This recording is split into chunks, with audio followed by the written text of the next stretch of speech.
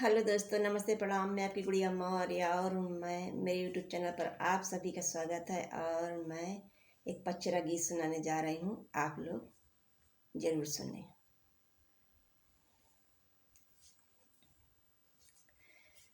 गणेशपुर में लिहलू आओ तार मोरी माई हो, भक्तन के कैदा बेड़ा पार मोरी माई हो।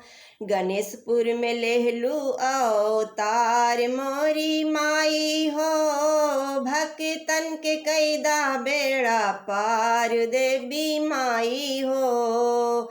जौनपुर में भइल चमत्कार मोरी माई हो, भक्तन के कैदा बेड़ा पार मोरी माई हो।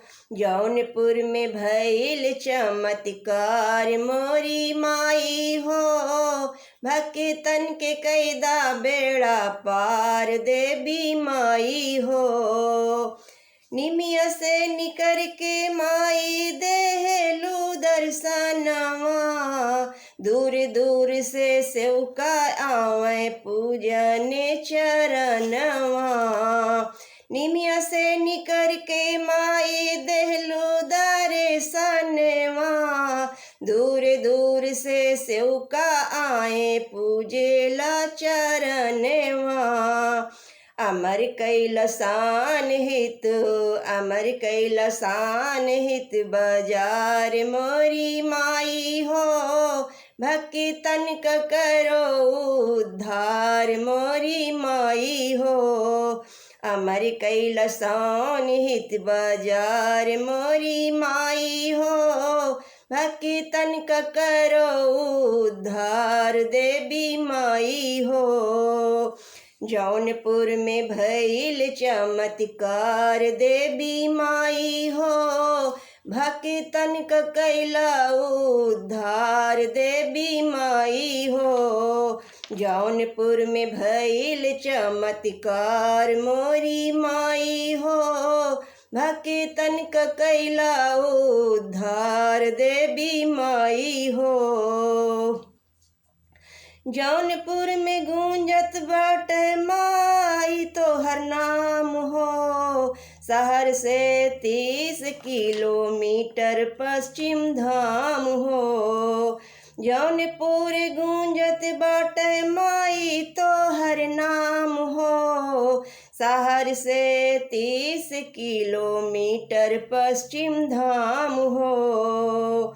महिमा तुहार अपरंपार देवी माई हो, भक्तन का कैदा उद्धार देवी माई हो। महिमा तुहार अपरंपार देवी माई हो, भक्तन का कैदा उद्धार देवी माई हो। गणेशपुर में लेहलू आओ तार देवी माई हो, भक्तन का कैदा बेड़ा पार मोरी माई हो। गणेशपुर में लेहलू आओ तार मोरी माई हो, भक्तन का कैदा बेड़ा पार देवी माई हो। माई बहिन मिलके गावेली पचरवा, सोशल मीडिया पे ये है छाई है खबरवा। माई बहिन मिलके गावेली पचरवा, सोशल मीडिया पे है ये छाई है खबरवा। नित नित गावे गुण तोहार देवी माई हो, भक्तन के कैदा उद्धार मोरी माई हो। नित नित गावे गुण तोहार देवी माई हो, भक्तन का कैदा उद्धार देवी माई हो। जौनपुर लेहलू आओ तार मोरी माई हो, भक्तन का कैदा उद्धार देवी माई हो। जौनपुर लेहलू अवतार मोरी माई हो, भक्तन क कैदा बेड़ा पार मोरी माई हो।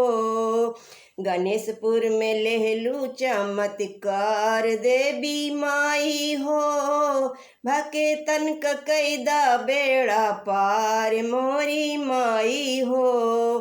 गणेशपुर में भइल चमत्कार मोरी माई हो, गणेशपुर में भइल चमत्कार मोरी माई हो, भक्तन क कैदा बेड़ा पार मोरी माई हो।